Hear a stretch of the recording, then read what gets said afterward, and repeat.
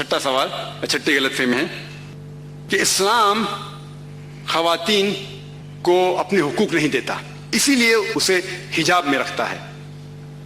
اسلام ڈیگریڈز women, اسلام خواتین کے حقوق نہیں دیتا، اسی لیے اسے حجاب میں رکھتا ہے اور اس کے اوپر ظلم کرتا ہے. اس جواب کے پہلے ہم یہ سمجھ لیں کہ تاریخ میں ہم پڑھیں گے خواتین کے ساتھ کیا سلوک کیا گیا ہے، وہ ہم جان لیں، پھر ہم جواب پہ آئیں گے. اگر آپ بیبلونین کی تاریخ پڑھیں گے، ہسٹری آف بیبلونین سیولائزیشن، اس میں یہ لکھا ہے کہ جب بھی کوئی مرد قتل کرتا تھا اس کو سزا ملنے کے بدلے اس کی بیوی کو سزا ملتی تھی. اگر آپ گریک سیولائزیشن پڑھیں گے، اس میں ایک خاتون تھی جس کا نام تھا پینڈورا، ایک امیجنری وومن تھی پینڈورا، جو گریک لوگ کہتے تھے اس کے وجہ سے ساری مشکلات جو دنیا میں ہیں وہ اس خاتون کی وجہ سے. ان کا ایک تصور تھا جو غلط تھا.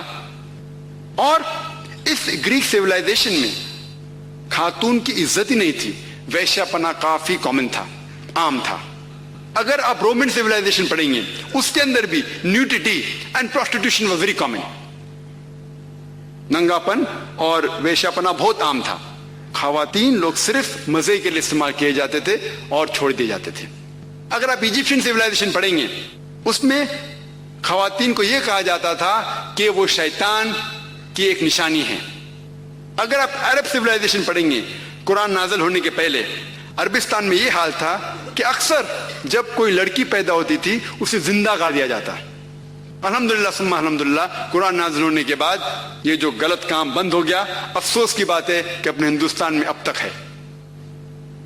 اسلام ایک وہ مذہب ہے اور محمد صلی اللہ علیہ وسلم وہ شخص ہے جن نے خواتین کا عہدہ اونچا کیا.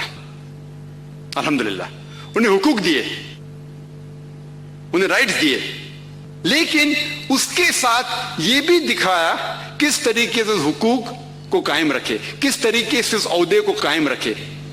ایک ہوتا ہے کہ کہنا کیا کرنا، اور کس طریقے سے قائم رکھنا وہ بھی بہت ضروری ہے.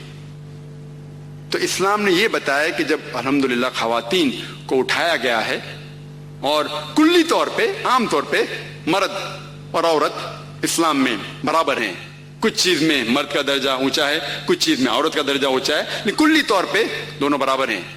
تو جب اسلام نے، قرآن نے عورت کا درجہ اٹھایا، انہیں یہ بھی چیز دکھائی کس طریقے سے اس سٹیٹس کو برقرار رکھے، اس عہدے کو برقرار رکھے.